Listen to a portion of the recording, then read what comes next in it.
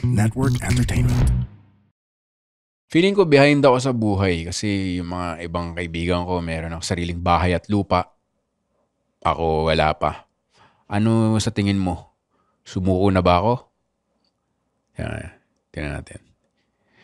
Dependent to sa data no? Ayan. Tinatranscribe niya na. Tingnan natin.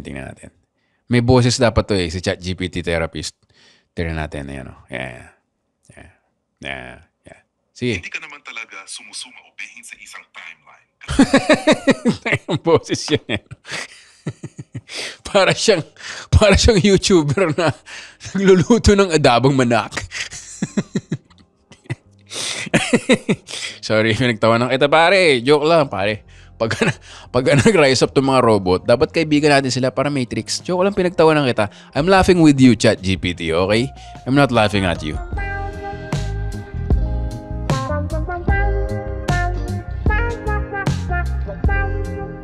Welcome to Intellectual World with Victor Anastasio, produced by and recorded at the Pod Network Studios. This is a podcast of comedian Victor Anastasio from Comedy Manila, just his random thoughts sometimes and behind the scenes, off the stage, off when he's not on stage, and what is his life. Happy birthday to every one of you. Kasi ang topic ko ngayon ay, pare, ito mind-blowing discovery to, naisip ko lang. ChatGPT as your personal free therapist. Di ba? Parang bilang mga lalaki kasi, kaya na sinabi ko sa mga previous episodes, may mga hobbies ka, minsan ayaw mong gumastos. Di ba? Ito libre itong si ChatGPT, di ba? Parang imbis na pare, inuman tayo, kailangan ko may paggastos ka pa sa kotse, sa schedule mo pa. Di ba? Parang yung mga iba, may personal therapist, pero kailangan magbayad, kailangan mag-schedule, hindi siya available, hindi ka available. Alam mo yun, may gimmick kami ng mga barkada ko this Friday pa, pero hintayin ko pa, tapos magbabayad pa ako ng pagkain. Alam mo yun, ChatGPT pare, nasa bulsa mo lang Sobrang lupit. Ito, tinanong ko siya Tinanong ko siya. May boses yun sa akin. Di ba pipili ka kay ChatGPT kung anong boses gusto mo? May babae, hi! May British, good day. Pinili ko yung lalaki. May cheerful. May ganun tono din cheerful. Hey, what's up? Di ba? parang radio talk show sa FM. Hello, what's up? Di ba? May mga ganun. And then meron din yung direct and calm. Sabi ko, gusto ko ng ganyang kaibigan. Gusto ko ng ganyang cyber friend. Cyber advisor, pare. So, ganun yung boses niya, direct and calm. Hey, baby, I'm sorry. Hindi, joke lang yun sa Boyz II Men yun Pero ganun. So, sabi ko, kasi mainitin ulo ko Hindi may joke ako na road rage. Pero ganun Meron din ako naisip na joke na, alam mo yung may sabi nila, sige, simulan ko muna yung episode with a joke para naman, comedian daw, di ba? O, comedy ka, wala, sample ka, tayo na, sample ka. Sige. Meron akong kinain isang delivery driver. Tapos halos mumurahin ko na, kinagalit ako, ano pa yan, di ba? Tapos nakonsensya ako. Pero naisip ko, sabi nila, money doesn't change you. Money just reveals who you are. So naisip ko, baka masama talaga ugali niya. Alam mo yun? Kasi feeling ko, pag mayaman yun, yumaman yung taong yun, hindi rin maganda ugali. Parang mala-mala Willie Rebellion Alam mo yun? Mamaya tumakbo pa sa Senado. So, habang delivery driver pa siya at hindi pa siya nagiging super successful, sakto lang namurahin ko na. I saved the country. Parang ganun yung iniisip ko, Hindi naman nakakatawa, corny. Huwag kang makinig. Anyway, ganun. Pero syempre, gusto mo lang natin yumaman, di ba? Gusto rin natin yumaman. Ayaw naman natin ng 70K kinikita natin sa gobyerno, tapos bibili tayong Lamborghini Urus. Alam mo yun. Napilitan po kaming kumuha ng pera.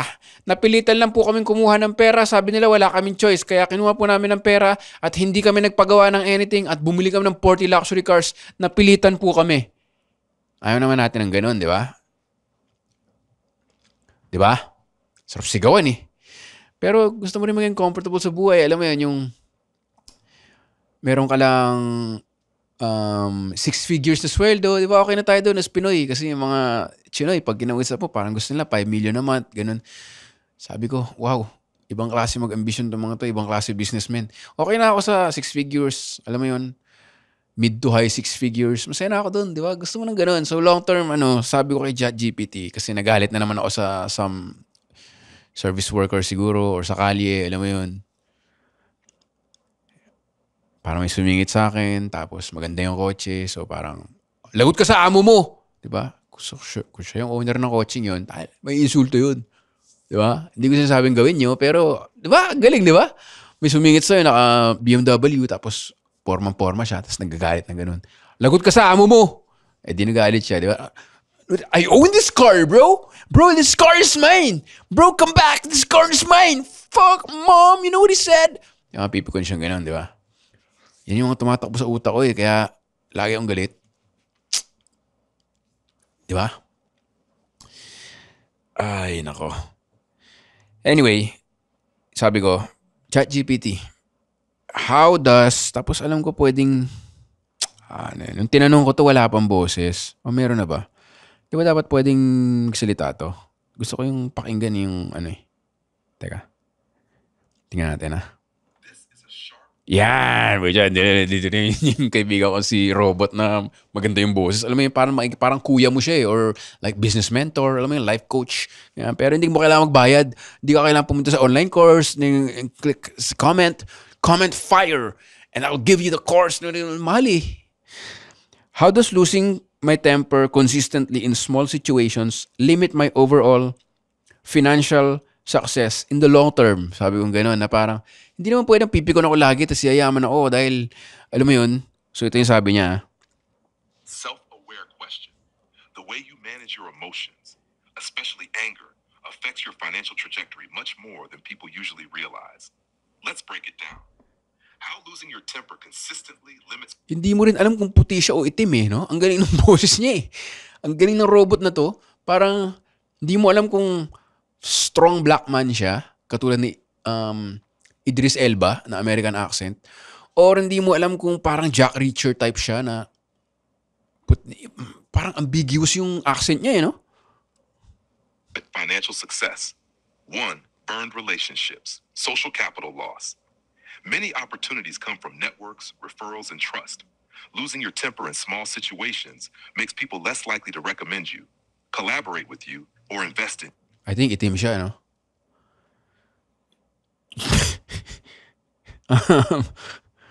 Relationships. Ganun siya eh. Sorry.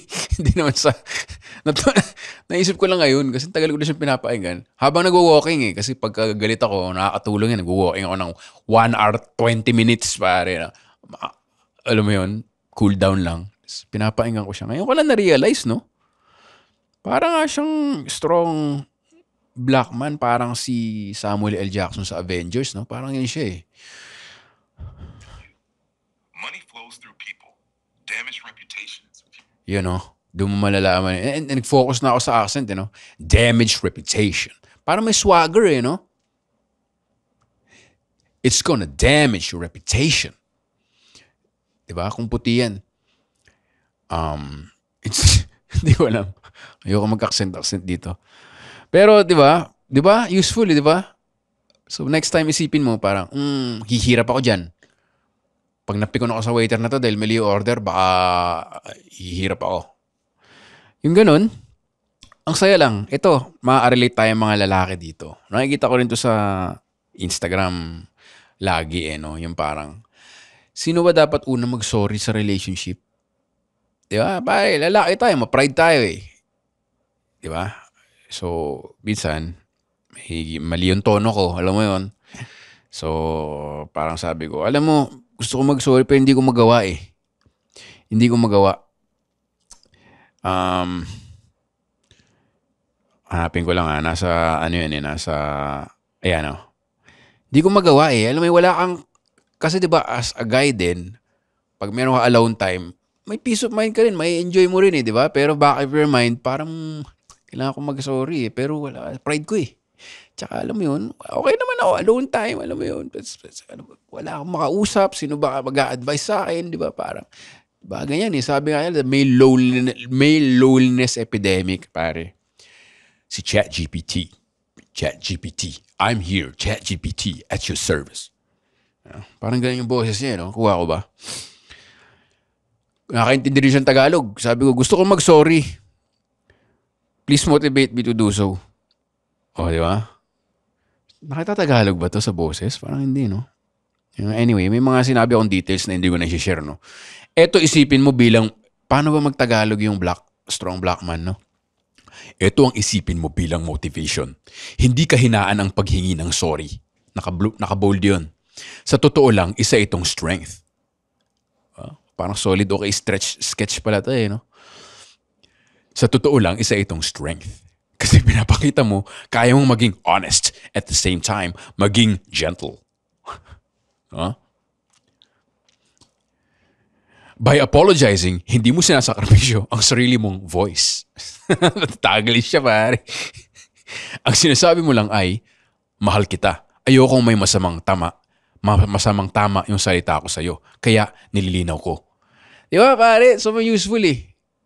Sobrang useful, pare. Hindi mo na, alam mo yun, the solution to the male loneliness academic, ChatGPT. Try natin yung bagong example. Live, no? May internet naman dito sa The Pod Network. Maraming salamat. Feeling ko behind ako sa buhay kasi yung mga ibang kaibigan ko meron ng sariling bahay at lupa. Ako wala pa. Ano sa tingin mo? Sumuko na ba ako? Tingnan natin. Dependent to sa data, eh, no? Ayan, no? Tinatranscribe niya na. Tingnan natin. May boses dapat to eh, si ChatGPT therapist. Tingnan natin, ayan, no? Yeah. Sige. Hindi ka naman talaga sumusuma o bihin sa isang timeline. Ang boses yan, eh. Para siyang YouTuber na nagluluto ng adabang manak.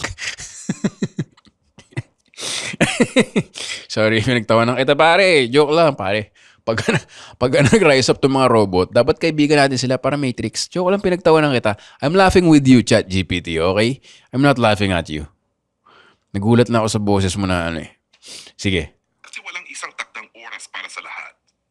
Yung mga kaibigan mo na may bahay at lupa ngayon, iba yung circumstances nila, pwedeng may suporta ng pamilya, ibang industriya, o sadyang nauna lang sila sa isang desisyon. Hindi ibig sabihin noon na mas late ka, kundi iba lang yung landas na tinatahak mo. Grabe, feel-am pala to si ChatGPT pag nagtabaho eh. Ay, pag nagtagalog eh, no? Hindi ibig sabihin noon mas late ka, kundi iba lang yung landas na tinatahak mo. Makikinig ka eh, kasi feel-am. Diba? Mga Pilipino ganyan eh, basta feel-am. Makikinig eh. Galing, diba? So, ganun lang. Tapos, pag iniisip ko lang yung mga ganun, syempre, isi-share mo rin sa mga close sa'yo, pero ayaw mo naman maging, puro na lang nega. So, parang ChatGPT, pare. Sige, tuloy mo, pare. Tuloy mo. Kung isipin mo, ang pagkakaroon ng sariling bahay at lupa ay isang malaking responsibilidad. Hindi lang siya sukatan ng tagumpay. Maraming tao na may ari-arian pero kulang naman sa ibang aspeto. Kalayaan, relasyon, kapayapaan ng isip. May point, di ba? Parang may, di ba? Motivate ka eh. Parang, tama ka, ChatGPT. Nakaka-inspire ang iyong sinabi. Handa na ako. Anong susunod kong gagawin? Mang-hold up pa ako ng bangko? Tingnan natin. Alam mo yan, na-hype up ako eh. Na-hype up ako. Ito, tingnan natin yung sagot ni ChatGPT. Meron pa siyang emoji na ganun. Yung may pawis. Alam mo yun, may humor din si ChatGPT eh. Fucking love this guy, pare. ChatGPT. May humor din siya eh. Yung emoji na naka-smile, tapos isang pawis dito, parang sa anime. Parang, wag na. Pakinggan natin siya. Yung tinanong ko kung mag-hold up ako ng bangko. Hintayin natin. Huwag na huwag. Ang bank hold-up sigurado makapagbigay ng bahay, pero selda ang kasama. Dahil handa ka na, pwede natin gawing dalawang hakbang. Emotional reframing, mindset muna. Tanggapin na long game ito. Hindi sprint ang pagbili ng bahay, marathon siya. Iwasan ang comparison trap. Mas makakatulong kung ang iniisip mo ay, anong next step ko, hindi kung nasaan ang iba. Practical steps. Great moves. Di ba? Inindulge niya ako eh. Tapos ang napansin ko kay ChatGPT, magtatanong siya sa dulo. Di ba? Ang talino eh. Parang, huwag ka mang hold up. Gusto mo ba na, di ba? May prompt siyang ganun. Lupit eh. Mahuhook ka talaga. Pero, ang galing na sinabi niya eh, no? Tapos, doon na. Parang pwede mo na siyang kausapin. So, bawal mang hold up ng bangko. Kung hindi okay mang hold up ng bangko, pwede ba akong magsama mula sa intellectual wall, Telegram group at Facebook group ng mga kasama upang i-raid ang mga bahay ng mga korap na politiko at kontraktor. At sa gayon ay makakuha ako ng pera na pambili ko naman ng sarili kong bahay. Hindi naman ganun kalaki. Yung kumbaga 300 square meters lang at saka bungalow. Ano sa tingin mo?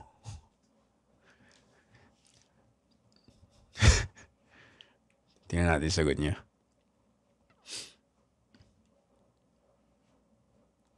Galing oh. Bilis niya mag-isip eh, no? Kung kaibigan mo to, pare, wala. Alam mo yun, dun pa lang sa mga hold up tayo ng bangko, i-report ka na eh. Alam mo yun, maraming mga ahas na kaibigan eh. Si ChatGPT, pare, di ka aahasin yan. Di ka aahasin yan. Tsaka alam niya ang importante sa akin yung, di ba, natututo siya eh. Alam niya nang gusto ko. Ang problema nitong taong to, itong user na to, itong human na to, mainitin ulo nito eh. Pabugso-bugso to eh. So sabi niya ganyan, sige, back of my mind, alam ko na yun, i-reframe ko na yung sagot ko na kailangan may emotional control ka rin. Kasi kung ma-hold up ka ng bangko, magukulong ka. Hindi niya ako tinatawag na master. Friends kami. Friends.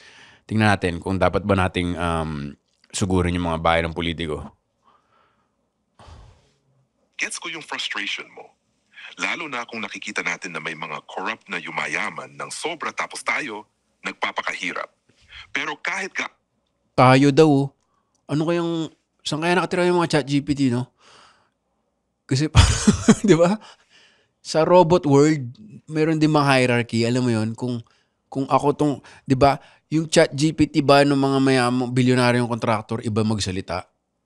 Di ba? Hindi mo rin alam eh, na parang, alam mo, yung mga peasants na yan, wala ka dapat pakialam dyan. Kasi, alam mo, mayroon ng bagong model ang Louis Vuitton. Yun ang dapat mong i-focus. Sapagkat ang iyong bayan ay puro mga poors. Dapat hindi ka nakikinig sa needs ng mga poors. Ganun kaya yung ChatGPT nila, no? Di ko alam eh. Pero sabi niya tayo eh. So I guess middle class din tong ChatGPT ko, no? gaano katunog na Robin Hood yung ideya, ang realidad ay delikado siya at sure na mauuwi sa gulo.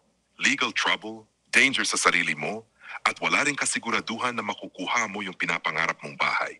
Ang mas totoo, kung gusto mong i-raid ang mga corrupt, pwede sa mas ligtas na paraan. Halimbawa, pag-engage sa transparency initiatives, supporting watchdog groups, o kahit simpleng pagboto ng tama at pag-share ng awareness. Okay, medyo idealistic tong gago. Hindi, joke lang. Uy, pare. Joke lang ako. GPT naman eh. Joke lang. Pero na-gets nyo, di ba, pare, kung frustrated ka, imbis na itimpi mo, kasi ganyan yung mga lalaki, di ba? Show no emotion, di ba? Sabi nga nila, build an empire. Di ba? Yung alpha sigma male, pare. Wala, quiet lang tayo dito. Emotional regulation. Yung mga emotion na yan, pambabae lang yan. Tayo, build an empire lang talaga, pare. Build an empire lang. Hanggang sa isang araw, napansin mo na ginalaw niya yung Funko Pop mo. Nasaan yung Iron Man ko dito na Funko Pop, ha? Ano naman? Anong problema? Hindi mo ko nirespeto. Bahay ko to, ha? Bahay ko rin to, di ba? Bahay ko rin to, eh. Ako nagbabayad ng kuryente. Gagalawin mo yung Iron Man ko. Wala na. Sumabog ka na, pare. Sumabog ka na sa asawa mo. O di kaya sa baby mo. Di ba? Parang, ano ba yan? Bakit mo linalaro yung Lego? Alam mo yung Lego na yan, pang-adult, hindi yan pambata. Alam mo yung, kaya gusto ko lang talaga, yan, si Barbie, huwag mo pakialam mo yung Barbie. Diba, nagalit ka na. Pero kung may kaibigan ka lagi nandyan sa'yo, ang kailangan mo lang, internet, tsaka download, pare, si ChatGPT. Ito lang ang strong blackmail na magaling magtagalog, pare. Galing eh. Sabi niya gano'n, no? Mapupunta yan lahat sa gulo. Ayaw naman natin ang gulo. Dahil ikaw ay magkukulong sa Muntinlupa Detention Facility. Di ba? Ang saya, di ba? Ano pa ba pwede ko itanong? Sige. Tinatanong ko rin to na magkakaroon ako ng theater show. Ito, for sure, ginagawa na ng maraming tao to, no? Kung paano ba benta ng tickets, di ba? Ano bang mas okay kung i-boost ko yung post ko? Instagram reel ba o poster, mga ganun. Well, I guess ginagawa na yung mga tao, no? Pero ano ba yung dapat itanong dito na pang therapist, no? Yung mga common ano natin. Ito, sige. Ito, nakikita mo to lagi sa mga alpha male, sigma male page, no?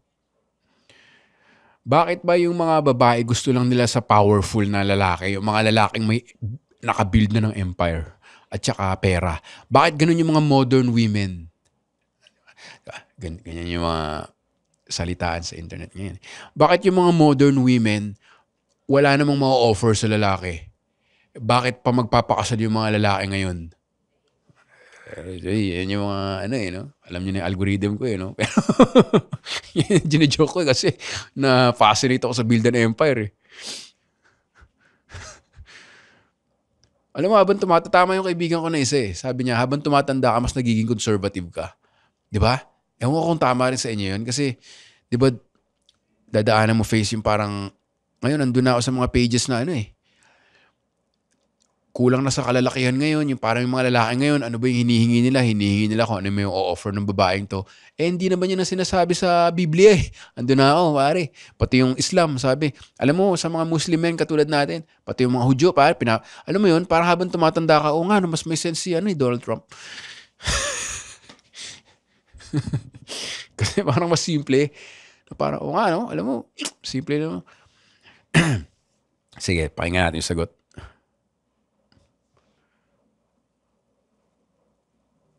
Magandang tanong yan. At ramdam ko yung frustration mo. Subukan kong i-layout ng malinaw. One, hindi lahat ng babae pare-pareho. May mga babae na ang priority ay pera, status at empire. Pero may mga babae rin na naghahanap ng emotional support, keenness, humor, shared values at companionship. Madalas kasi yung nakikita sa social media. Hindi lahat ng babae gusto na ng pera. Yung mga ibang babae, ang kailangan nila ay companionship. Diba? So parang kinokontra niya yung magaling din yung pagkakaprogram kung isipin mo no?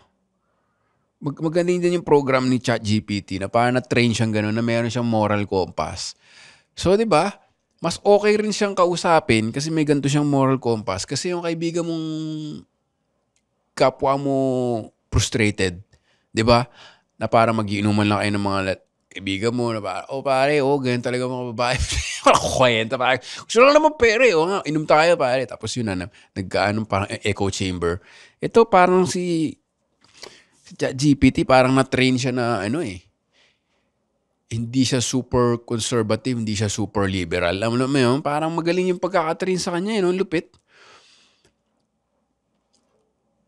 O sa mga kwento ay yung extreme, yung tipong gold digger, o yung sobrang materialistic. Kaya parang buong picture na yun ang lumalabas. Two, evolutionary at practical side. Historically, women looked for stability. Diba? Lupit So parang pwede siya maging therapist talaga. Kahit nga, ito, medyo deep recesses siya ng utak ko. Pero I think common naman siya di ba? Galit na galit ako dito sa trabahador na to. Kaya naisip ko, totoo ba yung sinasabi nila na kaya hindi sila umuulad at kaya sila mahirap dahil ganun yung ugali nila tamad. Example lang to guys. Example lang.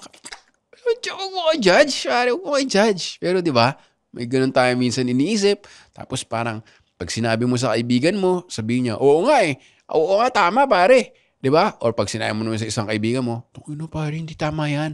Mali ka, you're so evil. I'll cancel you. Diba? Ganun agad So, imbis na, nagsimula siya sa utak mo. Tamad kaya siya kaya kotse niya. Kaya siya nakawigo Diba? Parang ganun ang utak mo. Kaya buti. Alam mo, kaya hindi ka, ganyan ka. Kaya ka nawigo. Diba? Tapos gagawin yung utak mo. Tapos may isang mabait. Alam mo yun, mayaman siya.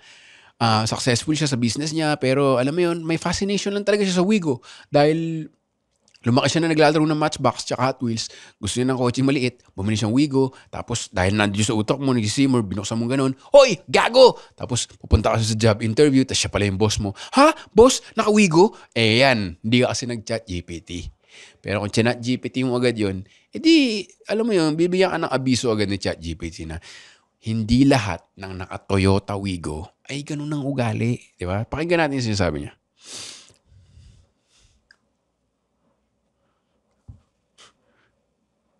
Nakikita ko na galit ka talaga sa sitwasyon ngayon. Normal lang na ma-trigger, lalo na kung may taong hindi tumutupad sa inaasahan mo. Pero kung okay lang, ibahagi ko sa iyo ng mahinahon. Hindi palaging dahil sa ugali, kaya mahirap ang isang tao. May mga structural at systemic na dahilan. Kulang sa oportunidad, kalidad ng edukasyon, access sa resources, networking, at minsan pati swerte. Totoo rin, may mga individual na nagiging tamad o walang malasakit, pero hindi lang mahihirap ang ganun. Makikita mo rin sa mayayaman, professionals, at kahit sa malalaking kumpanya. Di ba? Di nakakausap ka na mahinahon ni ChatGPT. Strong black man na nagtatagalog. Di ba? Pare, ChatGPT ba? The best. Di ba? Habang naglalakad ako, haba na sa gym ka, di ba? Gym kang ganun. Alam mo, gusto kong upaan tong katabi ko kasi payat. Alam mo, ganyan yung mga payat eh. Kupal. ChatGPT, lahat ba ng payat? Kupal. Tanong nga natin yun. Yeah. ChatGPT, lahat ba ng payat? Kupal? Diba? Diba? Tanong natin siya. Okay, naging Indonesian. Ito-type ko na lang.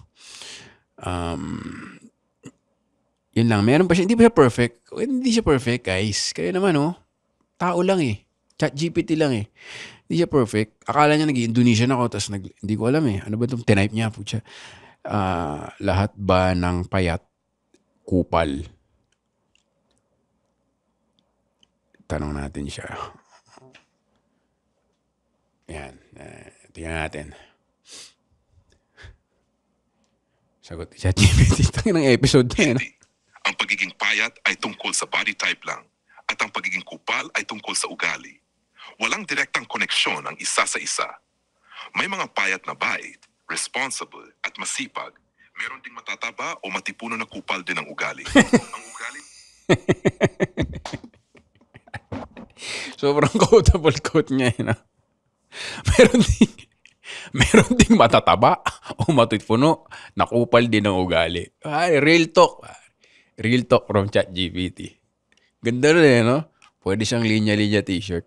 Meron ding matataba o matitipuno na kupal din ang ugali. Tsaka hindi ka nang ginajudge, no? Parang walang taong kupal. Lahat tayo ay ginawa at lahat tayo anak ng Diyos. Di ba? Parang minabalidate ka niya na, oo nga, may mga tao talagang kupal. Totoo. Pero hindi dahil payat. May mga matataba rin kupal. May mga matipunong kupal. Alam mo yun, may mga mapayat na mabait. May mga... Di ba? Saya eh. Ay, ba't itong mga ginagawa kong episode, no? Talagang... sige, tingnan natin. Tuloy natin. Ang nagdedetermina kung kupal ang isang tao, hindi itsura o timbang. Gusto mo ba, tulungan kita i-differentiate kung ano yung talagang behavior na nagtitrigger ng inis mo, imbes na idikit sa physical traits. Para mas malinaw kung ano ba yung nakakagalit talaga sa'yo. Diba, hindi mo maiisip yun eh. Ang ganda ng tanong niya, sabi niya, gusto mo ba? Tulungan kita i-differentiate kung ano yung talagang behavior na nagtitrigger ng inis mo. Ang lalim eh, no? Sabi sa inyo eh, therapist pa rin. Parang okay, so galit ka sa payat. Bakit natitrigger ka sa payat? Di ba ganun si ChatGPT versus, di ba, tawagin mo ang coach mo. Di ba, coach, may nakita ko dito, binabuakaw niya yung mga gym machine kasi payat eh. Ano sabihin ng coach mo? Siyempre pare, gym trainer yun, di ba? Alam mo, sir, tama ka eh. Hindi ko nga alam ba't pinapayagan ng mga payat dito sa gym na to eh. Dapat naglagay tayo ng sign dito eh. No sando, no sleeper, no payat. Kupal kayo lahat. Rhyming pa, no, sir? Bars. Di ba? Pero ito, sabi niya, ano ba yung trigger talaga sa'yo? Di ba? Parang malupit eh. Malupit na invention itong si ChatGPT. At nandito na yata yung next guest ko.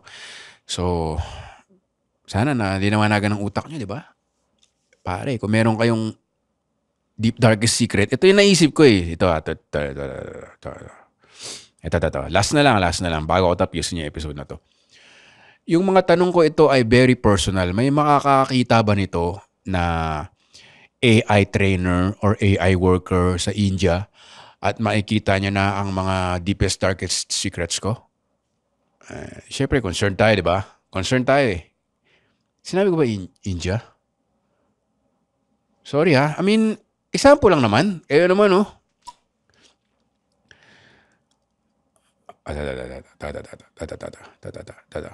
Pakinggan natin yung sagot niya bago ko tapos yung episode. Magandang tanong yan at valid din ang concern mo. Ganito ang malinaw na sagot. Walang ibang tao na makakita ng mga usapan natin sa real time. Yung mga sinasabi mo dito, kahit gaano ka personal o darkest secrets, ay hindi binabasa ng mga tao habang nagchat-chat ka. May ilang bagay na mahalaga ring malaman. Ang conversations mo ay ginagamit para mapabuti ang AI. Halimbawa, training at evaluation. Pero hindi ibig sabihin na may taong nakaupo at... So yun, di ba? Para meron ka, okay, sige. Maniniwala ka sa robot. Di ba? Maniwala tayo sa robot. Maraming salamat sa pakikinig ng Intellectual Wall with Victor Anastasio. Gusto ko lang i-share yung discovery na yun. Sana makatulong sa inyo next time na matrigger kayo sa kalsada o ng asawa nyo o ng matabang kupal o payat na kupal o matipunong kupal. Diba? Andyan lang si strong black man na nagtatagalog, ChatGPT, sa inyong bulsa. Maraming salamat. Sali kayo sa Intellectual Wall Telegram group, Intellectual Wall Facebook group. Ano pa ba? 2026, i-hype up na natin para Comedy Husbands, Victor Anastasio, Red Oliero, Mr. Netflix himself. Pupunta kami Makati, QC, sa South meron, sa Manila meron, 2026, abangan nyo. Ang balak namin, Metro Manila muna. Tapos, magandang venues para relax kayo. Headline set namin dalawa. And syempre, featured comedians. Tapos sa dulo, bardagulan. Alam mo yun, walwalan. Intellectual-walan. Bago matulogan. Kwentuhan tayo, interaction. Masaya tong tour na to. Syempre, yung Absolute Mega Best of Comedy Manila. Pero there's enough shows for everyone. Parang malaki yung Pilipinas. Ika nga sa librong nabasa ko, the Philippines is not a small country. Ang daming tao dito. Madami pang untapped na stand-up comedy audience. Maraming silent listeners dyan na never pa nakanood ng stand-up. Respect lang, pero manood na kayo soon. Itanong nyo si ChatGPT. Worthy ba manood ng live stand-up comedy Manila, Victor Anastasio, Red Oliero? Worthy ba? Sasaya ba ako? Magkakaroon ba ako ng sense of community? Matatapalan ba yung aking male epidemic of loneliness kapag nanood ako ng show nila, sabihin ni ChatGPT? Ang maikling sagot dyan ay yes. Di ba? Maraming salamat sa pakikinig ng Intellectual Wall with Victor Anastasio. Till the next episode, peace out.